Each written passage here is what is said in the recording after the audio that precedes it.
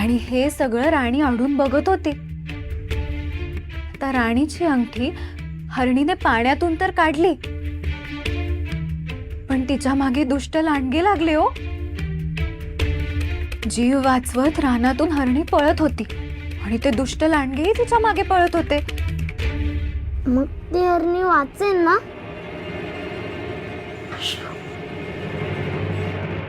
शंभू, शंभू, आली माझी यमुना, आली माझी यमुना. शंभू,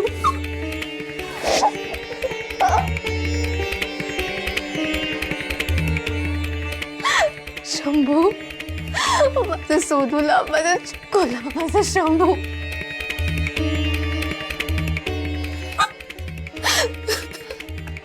काय झालं गे यमुने? तुला मला बघून वाईट वाटलं का? तू रडते काय आहेस? अरे गदड्या,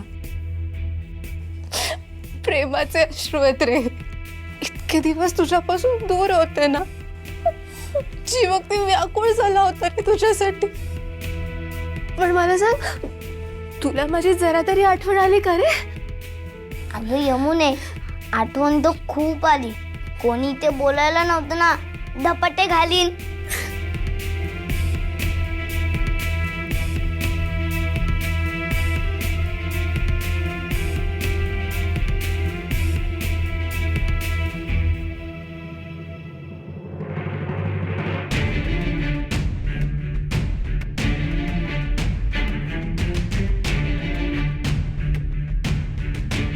तुळसा ना ग तू? तू अजून इथेच ठाण मांडून बसलीयस का? म्हणजे गंगीचा हात अजून बरा झाला नाहीये की तू रमाईच्या गळ्यात पडलीयस कामासाठी?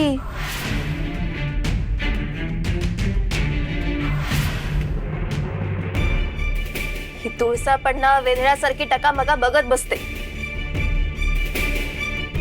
अगं उत्तर देता येत नाही का?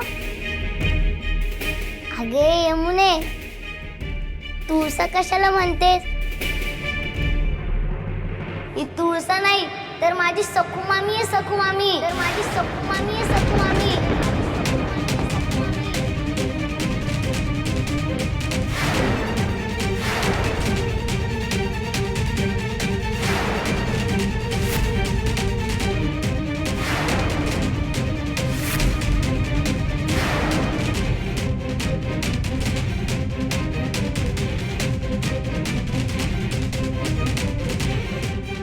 सखू,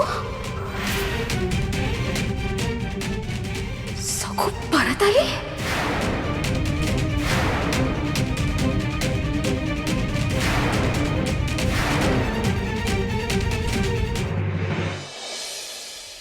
रमाई नाही.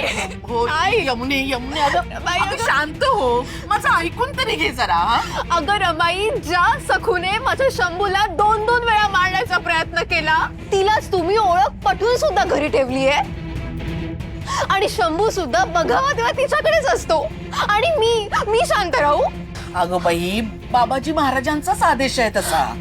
त्या तुळसाला सकू म्हणूनच घरात ठेवा असं सांगितलंय. अगं पण बाबाजी महाराजांनी तिची सर्व शक्ती काढून घेतलीये. ती आता बिनविषाची नागिण आहे. आपल्याला काही धोका नाही तिच्यापासनं, उलट तिलाच आपल्यापासनं धोका आहे.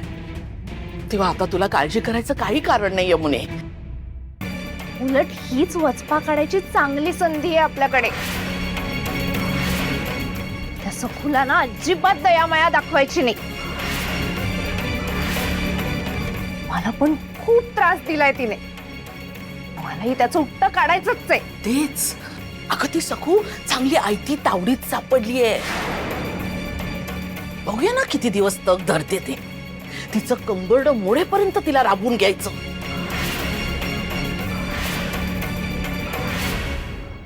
अगं मी तर त्या गंगीला 2 दिवस कामावर येऊ नको असं सांगितलंय.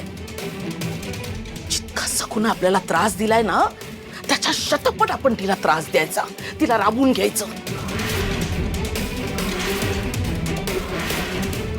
उठता लाथ आणि बसता बुक्की. अगदीच चालेल. त्या सखूला ना आपण उकळात चांगलं कांडू. ती सखू स्वतःहून इथून पळून गेली पाहिजे. चांगली सळो की पळो करून सोडू तिला.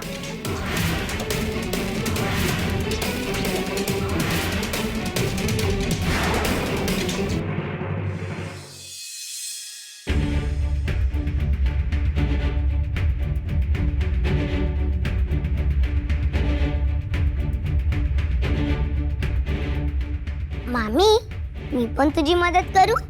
हे तुमचं काम नाहीये.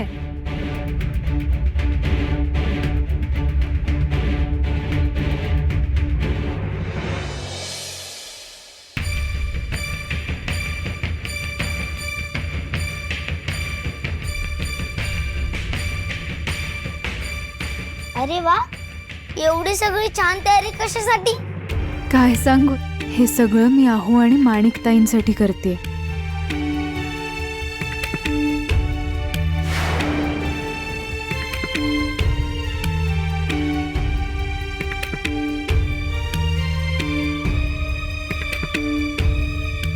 अहो वहिनी, तुम्ही हे सगळं काय करताय तुमच्या लक्षात येतंय का? हे सगळं तुम्ही का करायला हवं? बघ, विनू मामाला सुद्धा नाही माहिती की हे काय चालू आहे ते.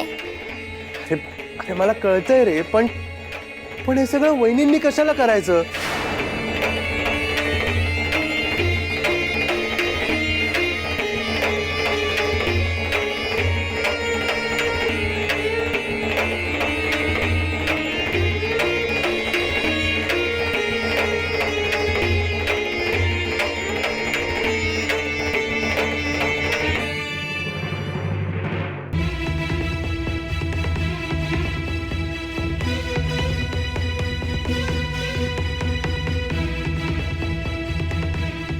ए, जातेस ना, जा ना मग.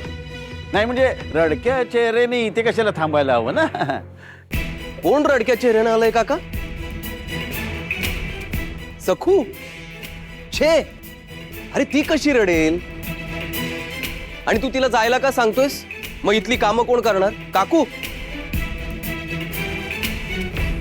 नाही नाही, अजिबात नाही. अरे माझ्या आणि माणिकच्या सुखाच्या पायघड्या सखूनेच घालायला हव्यात.